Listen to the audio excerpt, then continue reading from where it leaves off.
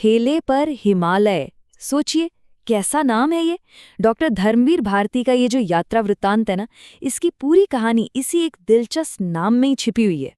बस ये एक लाइन लेखक के एक दोस्त ने ठेले पर रखी मामूली सी बर्फ की सिल्ली को देखकर कही थी।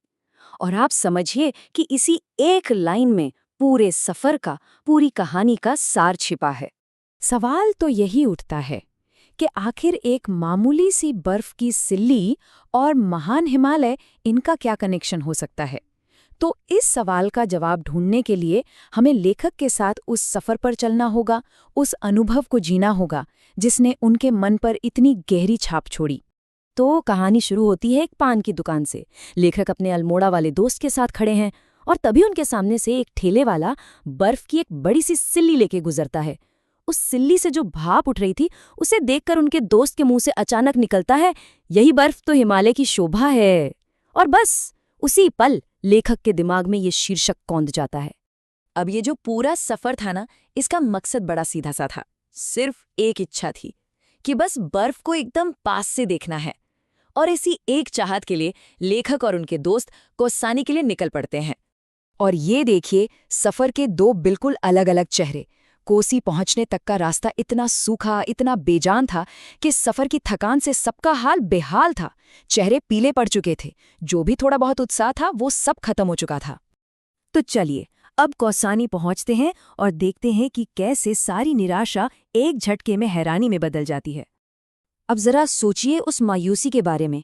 इतनी मुश्किल यात्रा करके अपनी मंजिल पर पहुंचे और वहां बर्फ का कहीं नामो निशान तक नहीं था। ये निराशा इतनी गहरी थी कि सबको लगा जैसे उनके साथ कोई धोखा हो गया हूं। एक तरह से ठगा हुआ महसूस कर रहे थे सब। लगा कि सारी की सारी मेहनत बेकार चली गई। बस से उतरते ही लेखक जहां खड़े थे वहीं जैसे पत्थर के बन गए। लेकिन इस बार निराशा की वजह से नहीं, बल्कि किसी और ही वजह से। हुआ ये कि अचानक उनके ठीक सामने कत्यूर की रंग बिरंगी घाटी का नजारा खुल गया। एक ऐसी खूबसूरती जिसे देखकर वो बस हैरान रह गए, एकदम स्तब्ध। और फिर बादलों के बीच से एक छोटी सी खिड़की खुलती है और हिमालय की पहली झलक मिलती है। एक अकेली नन्ही सी चोटी। लेखक तो एकदम से चिल्ला ही पड़ते हैं, बर्फ वो देखो।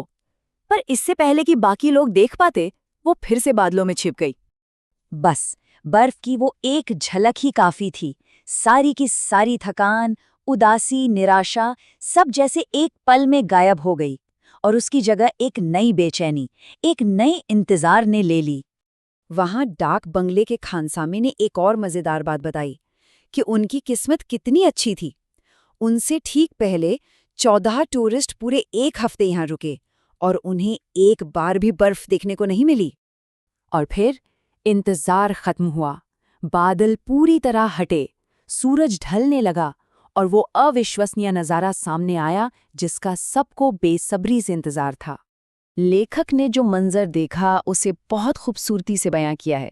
वो कहते हैं कि ऐसा लग रहा था मानो ग्लेशियरों पर पिघला हुआ केसर बह रहा हो और बर्फ की चोटियां लाल कमल के फूलों जैसी दिख रही थीं।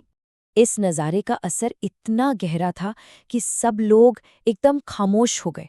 एक अजीब सा सन्नाटा छा गया। हर कोई बस उस पल को, उस एहसास को अपने अंदर जी रहा था, उसे हमेशा के लिए सहेज लेना चाहता था। तो अब कहानी घूमकर वापस वहीं आ जाती है जहां से हमने शुरू की थी, उस असाधारण अनुभव को रोजमर्रा की जिंदगी से जोड़ते हुए। जाते जाते पहाड़ों के एक बार फिर दर्शन हुए, लेकिन इस बार सीधे नहीं, बल्कि गोमती नदी के शांत पानी में उसकी परछाई के तौर पर। ये एक ज्यादा कोमल और शांत अनुभव था। और बस यही वो याद है जो एक मीठे दर्द की तरह दिल में बैठ गई। एक ऐसी कसक, एक ऐसी चाहत जो हमेशा बनी रहती है और जिसे शहर की भीड़ में ठेले पर रखी बर्फ की एक सिल्ली भी फिर से ताज़ा कर देती है। लेखक का ये गहरा अनुभव हमें एक बड़े सवाल पर लाकर छोड़ देता है। क्या हम सबकी जिंदगी में भी कोई ऐसा एक पल होता है, एक ऐसा लम्हा जो हमारी यादों पर हमेशा हमेशा के लिए अपनी छाप छोड़ जाता है? वो पल जो एक साधारण सी चीज़ देखने पर भी फिर से जिंदा हो उठते हैं।